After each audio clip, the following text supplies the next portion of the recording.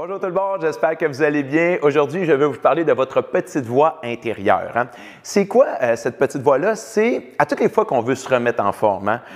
Au départ, ça va bien, 2-3 jours, on est parti, peut-être même 2-3 semaines. Puis là, ça va bien. Puis là, à un moment donné, oups, on saute un entraînement, on reprend une petite coupe de 23, un petit morceau de gâteau en trop. Puis là, qu'est-ce qui se passe? Il y a une petite voix.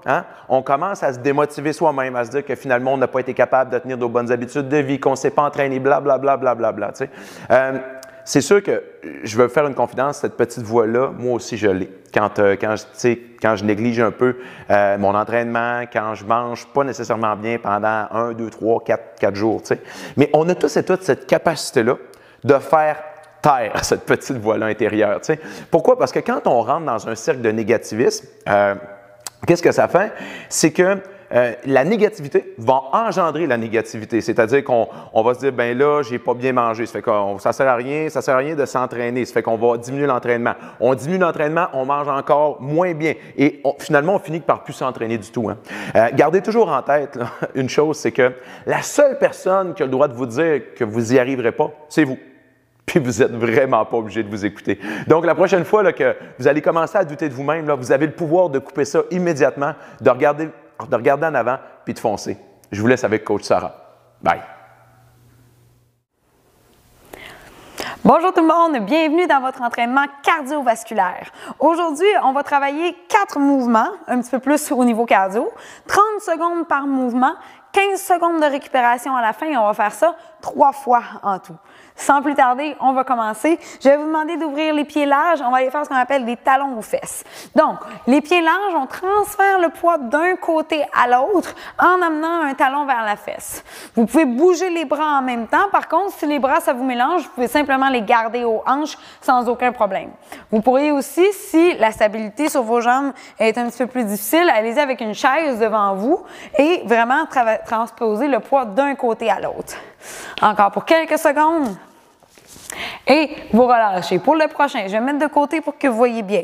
Encore une fois, vous pourriez utiliser la chaise. On va faire des genoux répétés. Donc, légèrement incliné vers l'avant, amener les genoux vers la poitrine de façon répétée. On veut essayer de maintenir la position sur la jambe d'appui pour venir solliciter un petit peu plus au niveau des fessiers. Si pour l'équilibre, ça va bien, vous pourriez ici aller chercher un mouvement de bras en même temps. Plus vous allez vite, plus ça va être intense, mais c'est pas obligé d'être trop vite non plus. Encore pour 3, 2, 1, et vous allez faire la même chose de l'autre côté. Donc encore une fois, vous pourriez mettre les mains sur la chaise ou non.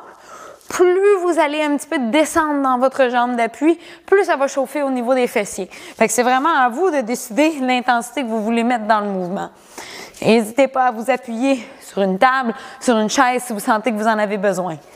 Encore ici, pour 5, 4, 3, 2, 1. Dernier mouvement avant la pause, ce qu'on appelle le mouvement de patineur. Option numéro 1, vous faites un grand pas, ramenez les deux pieds ensemble, pliez les genoux. Un grand pas, on plie les genoux. Un grand pas, on plie les genoux. Option 2, un grand pas, croisez la jambe vers l'arrière. Hop, croise derrière. Plus difficile parce que pourquoi? Vous êtes beaucoup moins stable dans cette position-là qu'avec les deux pieds ensemble. Fait que allez-y vraiment avec l'option qui vous convient. Vous voulez augmenter l'intensité, vous pourriez peut-être même rajouter un petit saut, soit en fermant les jambes, soit en amenant un vers l'arrière. Et relâchez. Vous avez un petit 15 secondes de pause. Prenez-en plus si vous en avez besoin. Respirez. On va faire ça 2 autres fois.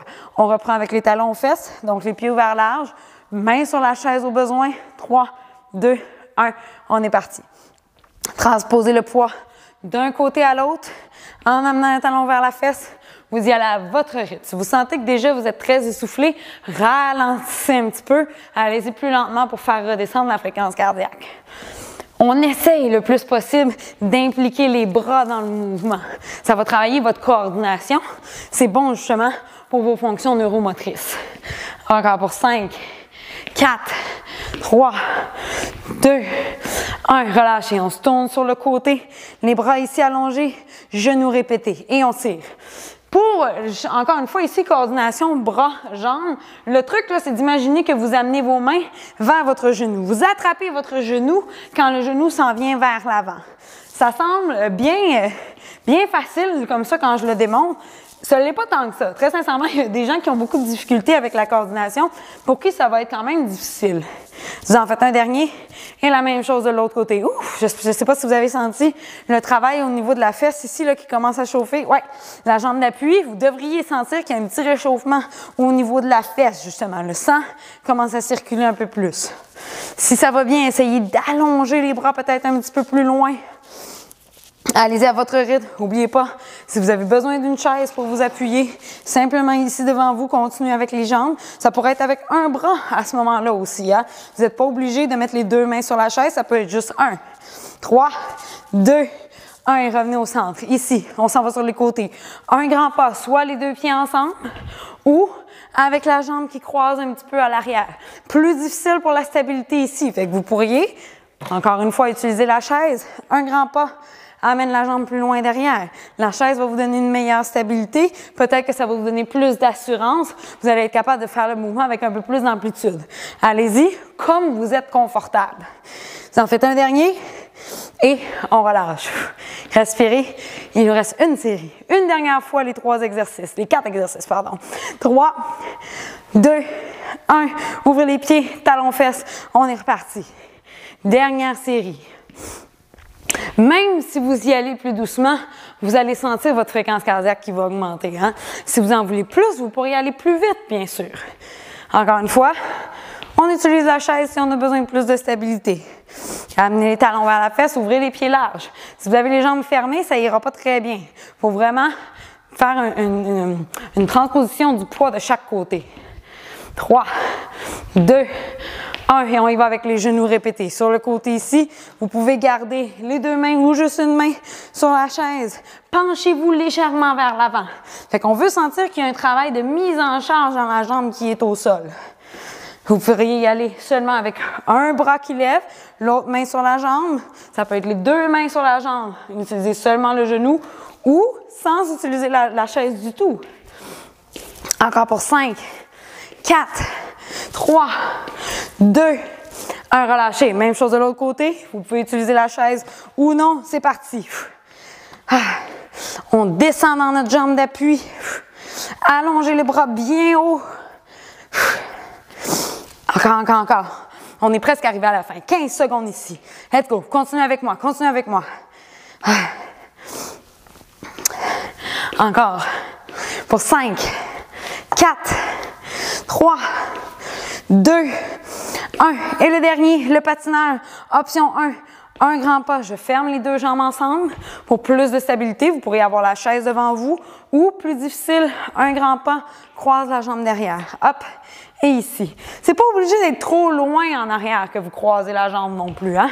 Inquiétez-vous pas. Ça peut être pas trop loin et ça se peut que ce soit quand même difficile au niveau de l'équilibre. Mais c'est bien quand c'est un petit peu difficile quand même. Ça veut dire que ça travaille. Ça veut dire que vous renforcez les bons muscles, les bonnes capacités. 3, 2, 1 et relâchez. Voilà. Même si vous y allez vite ou pas si vite, vous allez définitivement sentir une augmentation de la fréquence cardiaque. C'est ce qu'on veut. C'était un entraînement qui était ciblé plus au niveau cardiovasculaire. Bravo tout le monde. C'était un excellent entraînement. Je vous souhaite une très bonne journée et je vous dis à la prochaine.